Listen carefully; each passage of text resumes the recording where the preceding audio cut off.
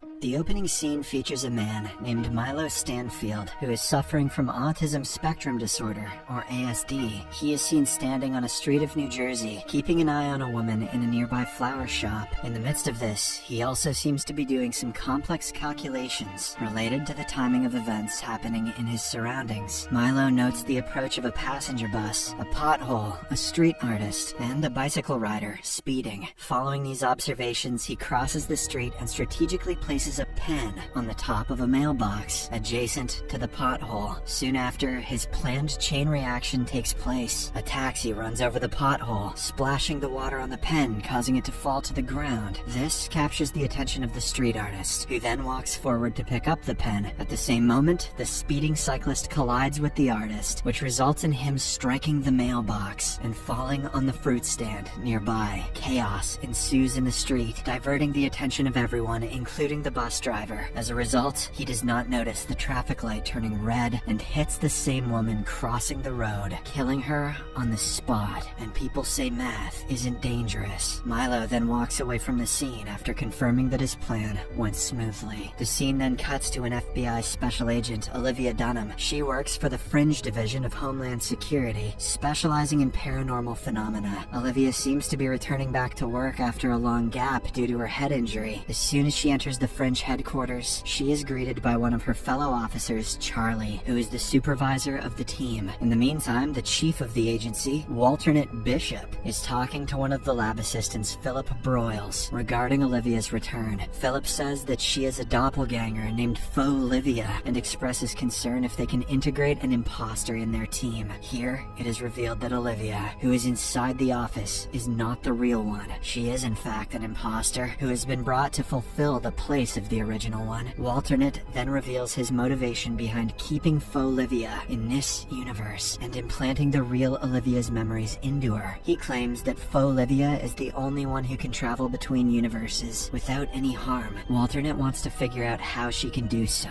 For this, he says that they must make her believe that she belongs here. Philip asks, what if her new identity does not hold? To which the chief replies that she will no longer be necessary after that. Afterwards, Charlie briefs the team on the seemingly random bus accident, which he claims to have happened 2 times in this week. The victim has died in each case. He then asks his crew to be careful before going for the site investigation. A short while later, the FBI team arrives at the accident site and splits up to search for any leads or clues. The investigation is led by another FBI agent named Lincoln Lee, whose face appears to be ruined by burn marks. Charlie inspects the body and uses her fingerprint to retrieve her further details. She eventually finds out that the deceased woman's name is Julian Foster. Meanwhile, Olivia questions the bus driver, who is shaken by the incident, as he has never even hit any birds or animals until now. Simultaneously, Agent Lee tests for any signs of environmental factors, but finds nothing. However, he does find the same ballpoint pen at the scene. After inquiring with the eyewitnesses, Olivia approaches Agent Lee and tells him that the local artist had bent down to pick up the pen, during which he collided with the bicycle rider and fell into the fruit stand. Upon hearing this, Agent Lee speculates that the pen is the main element that created a sequence of reactions, ultimately leading to the victim's death. The next day at Fringe headquarters, Agent Lee and Charlie are trying to find out a connection between the bus accidents that happened in the 2 days. Agent Lee spots the same ballpoint pen in the photo of the first accident, which makes him even more convinced that someone has orchestrated the chain of events. Following this, they go to talk to a mathematician of the Fringe agency, Astrid, and tell her about the events. However, she claims that no human can carry out such a chain of events and mold it in his or her favor twice. Amidst their argument, another similar bus accident takes place, leaving Astrid in shock.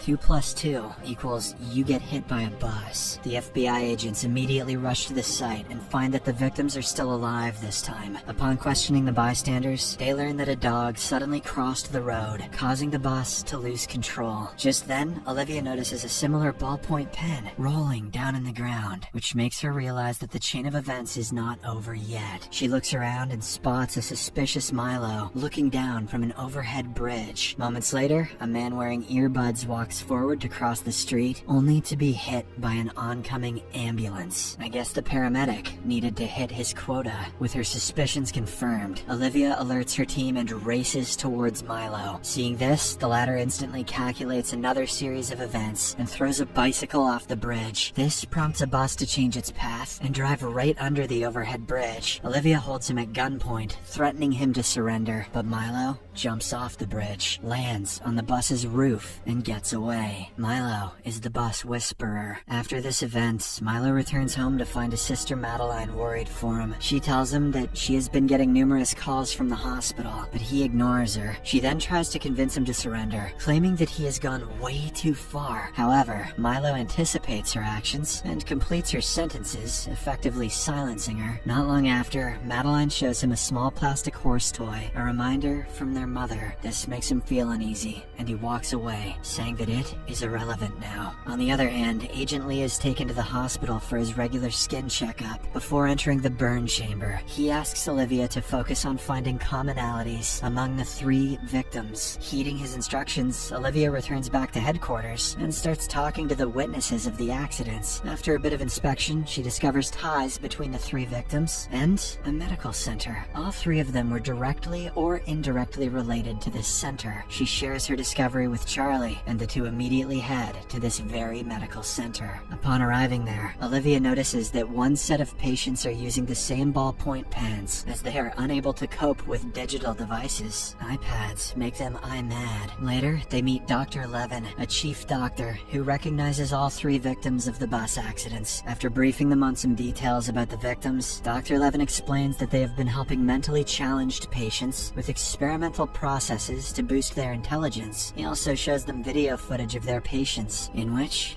Olivia spots Milo. Upon inquiring about him, Dr. Levin responds that he is one of their patients who also went through the same drug trial that boosted his IQ exponentially. He goes on to say that Milo was released from the hospital under supervision of his sister, and that he was scheduled to return back in order to reverse the experimental process. But now he is not responding to their calls, and he is killing everyone who is trying to take control of him. After learning about Milo's sister, the FBI agents decide to pay her a visit. Unbeknownst to them, Milo is keeping a close eye on Olivia, noting every single pattern of her movements and predicting her next move. Later on, Charlie and Olivia arrive at Milo's place, where they are greeted by Madeline. They ask her about Milo's whereabouts, but she claims to be unaware of them. Sensing that she is hiding something, the agents tell her about the crimes he has committed and how dangerous it is to let him roam free. While Charlie goes to investigate Milo's room, Olivia shares about her late sister, revealing how they used to care for one another. This comforts Madeline enough to share more details about her brother. She explains that Milo is able to predict the outcome of numerous events, down to the smallest detail, and that she can break Milo's concentration only by showing him the toy horse. Whenever he sees Bullseye, he gets a Woody. Olivia eventually manages to persuade her to disclose anything she knows, emphasizing that they are concerned for civilians, as well as Milo's safety. Madeline then hands her a note revealing the location of the hotel that Milo is currently staying at. After this, Olivia and Charlie discuss plans with Astrid on how to capture Milo. However, they soon realize that any plan would be futile because he can predict their every move. As a result, they opt to approach the hotel directly without any backup. I don't know how that's going to help, but they know best. In the meantime, Milo is seen at his hotel room, looking down through the window and envisioning scenarios that are going to happen in the next few minutes. With his ability, he predicts that Olivia and Charlie will arrive soon and that they will chase him. He also calculates that he can kill Olivia by luring her through a marked zone of a construction site where the air is too thin and crushing her under a load of cement bricks. Just like he predicted, the 2 FBI agents arrive at the hotel and find Milo waiting for them in the street. He then runs towards the construction while the agents pursue him. Olivia, who is unaware of the warning signs for the thin air zone, races through it instead of of stopping to put on a respirator. This actually makes Milo's calculation wrong. He didn't think she'd be that dumb. In addition, she also dodges a pile of cemented bricks, which Milo assumed would crush her. The villain is shocked to witness his calculation going wrong, and is ultimately caught by her. At this point in time, Olivia nearly asphyxiates herself due to the low level of oxygen, but thankfully, Charlie arrives in the nick of time and helps her with a breathing apparatus. In the aftermath of these events, Charlie asks Olivia about why she did not stop to put on a respirator, to which she responds that she did not recognize the warning sign. Later on, Olivia brings Madeline to the hospital, where Milo is seen interacting with a supercomputer. According to the doctor, the IQ-boosting drug has been in Milo's brain for too long, due to which they are unable to carry out the reversal process. Now, his mind has become so advanced that only machines can comprehend his thoughts. Saddened